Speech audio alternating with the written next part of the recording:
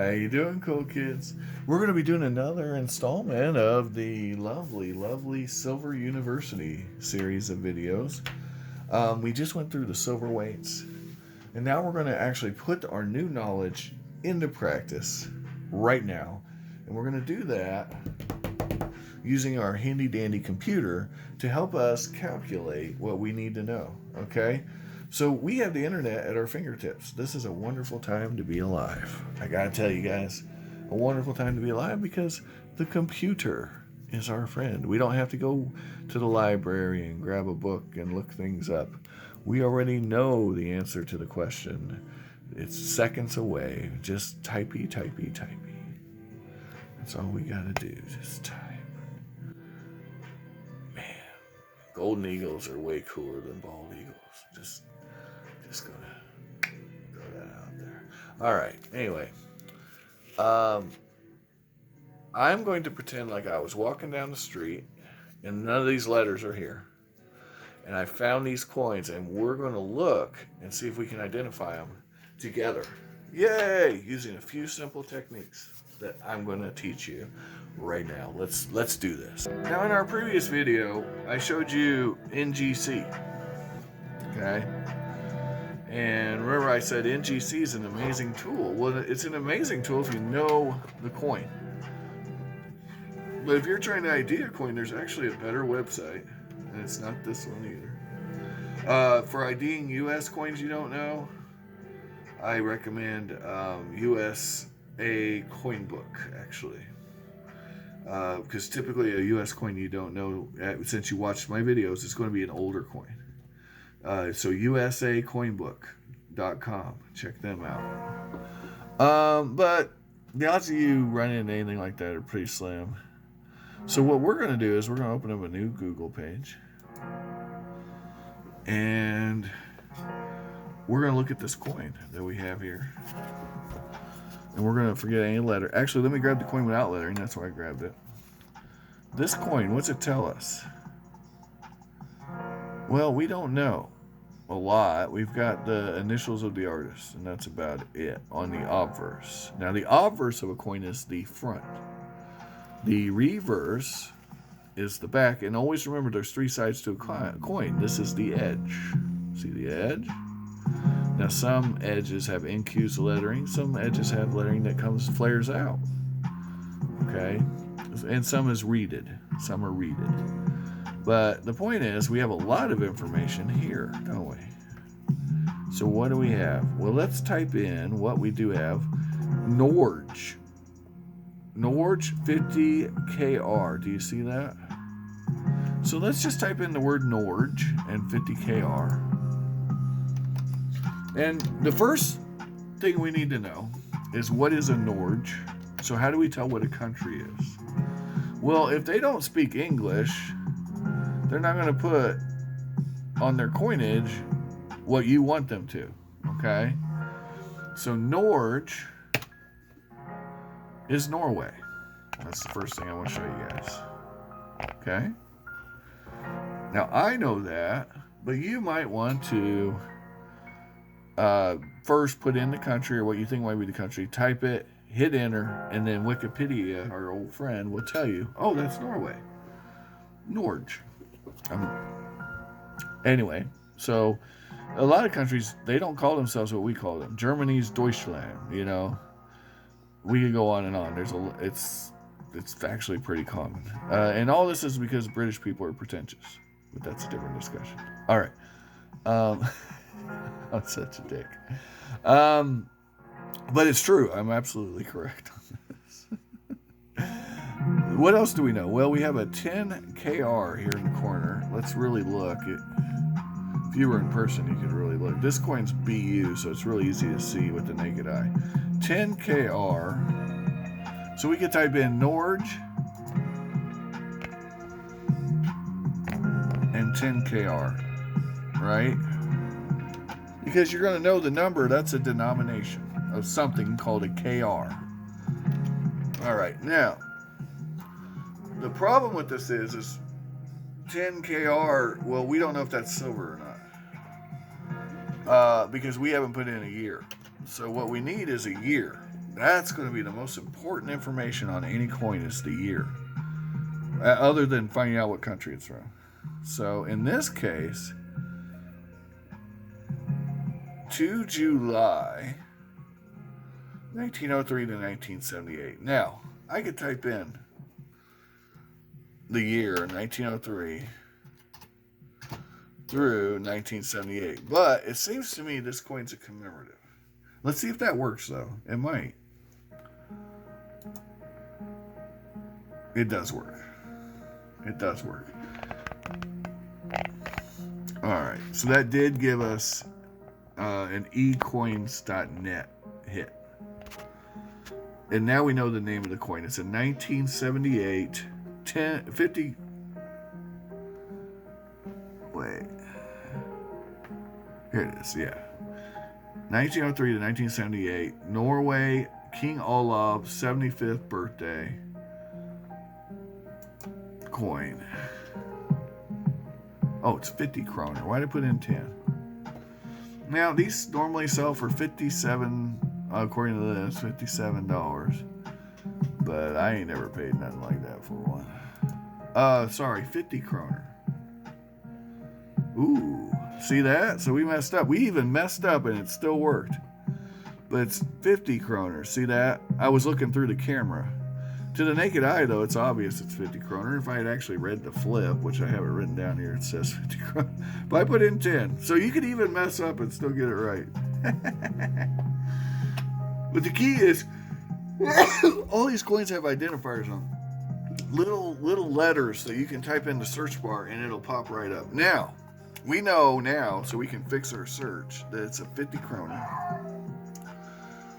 So we'll go there, and then I want to add one word, the magic word. You're going to love this. Numista. Bam. There it is. You type in that magic word, Numista. Now, we can also do NGC. And now I'm going to show you the advantages of Numista and NGC. They're both good. They're both very useful. So NGC is great because, like I showed you last time, it's my go-to if I'm doing sniping because it tells me the silver weight and the melt value, and it's up to date. Numista's up to date. I think they do it daily though. NGC is constantly updating. That's the difference I've noticed. So this coin's worth 1932 in silver weight. It's 0.803 ounces. Okay, it's a big hunk of silver. And the book value on them is, there were 800,000 made. And mint state, you're looking at $30. Although people are paying 50 something for them on eBay. That was a sold listing we looked up. So, whatever. I paid $20.99 for mine. And at the time, that was right at melt. So, anyway, it's a cool coin. Moving right along, though, we've also got now this Numista. So let's go there. Let's go to Numista. Remember, it showed up right under. And remember, if we type in Numista, it shows up first. Okay. So remember, they had it at about $19 and some change. Well, right at the bottom here, it says the melt value, 1929. And the good thing about Numista is it also shows you listings of this coin. This one's slicked out, man. You see that? So these are listings, and you can also see this numismatic scarcity index or rarity index. Now, this number is all based on people who collect coins. They use Numista to keep track of their coins.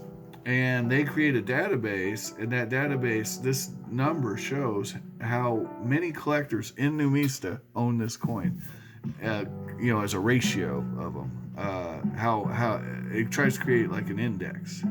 And they have a algorithm that does this. Is it meaningful? It depends on the coin. It really depends. If you're getting into something very niche, no, it's not particularly useful. If you're just looking for like a general idea of how rare a coin is, it's somewhat useful.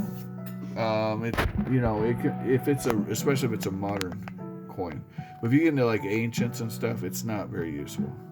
Okay, but that's a very niche kind of thing.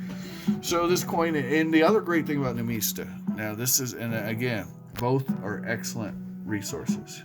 But the good thing I like about Numista is it gives you so much more data. Okay, it tells me where it was minted. It tells me who the engraver was. It shows me the edge. If there's varieties, it'll show me what the varieties look like. Okay, Numista goes all out as much as they can, and it's nice. It's nice.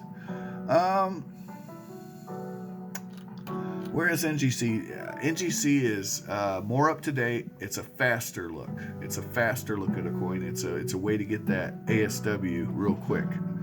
And when you're doing sniping, or you're just trying, you don't want to sit there and do the math, and which we're going to do on one of our videos. I'm going to show you how to calculate ASW, and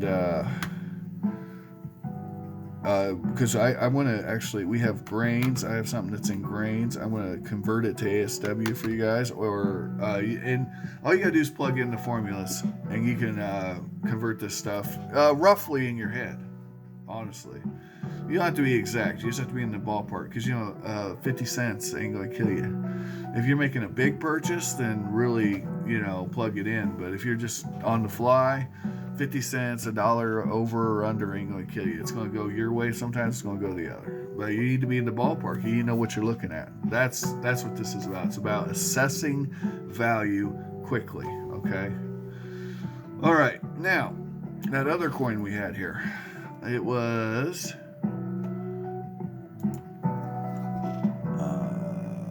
let's see here. Yes, Google, our old friend Google. Let's look at the coin. Libertad 1889 AR. Okay, so we found this on the road walking home. Libertad 1889. Let me just type that in. Remember, date and country. So we're going to look at the back of the coin and see if we can see the country. Republica Mexicana. So remember, date and country.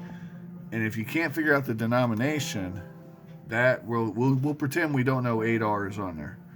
We're going to pretend we don't know what 8R is, okay? We're going to put in Libertad, Mexico, 1889, okay?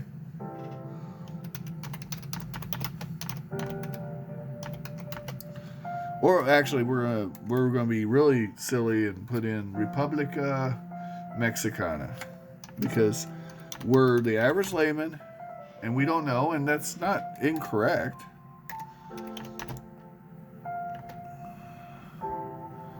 Oh, there it is. 1896, Libertad, Republica Mexicana.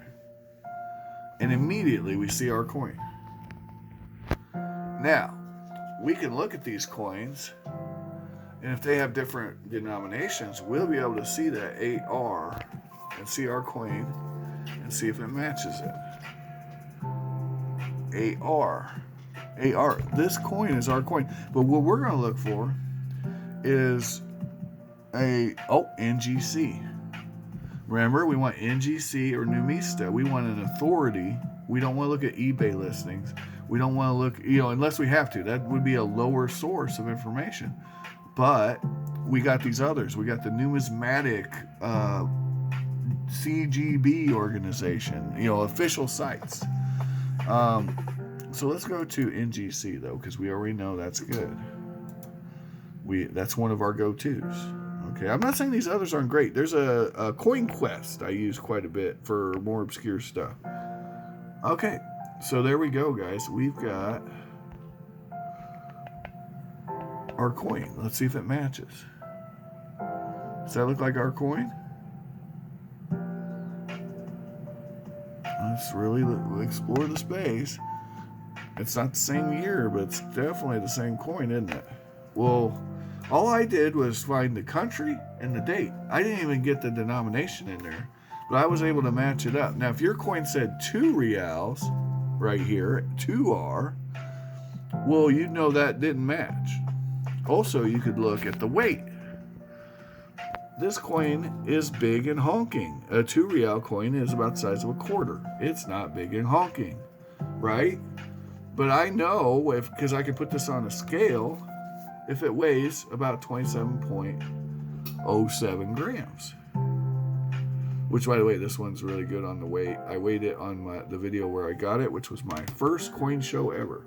It's the name of the video if you guys want to check it out. Anyway, and then we'll look at the reverse. Does it look like this reverse?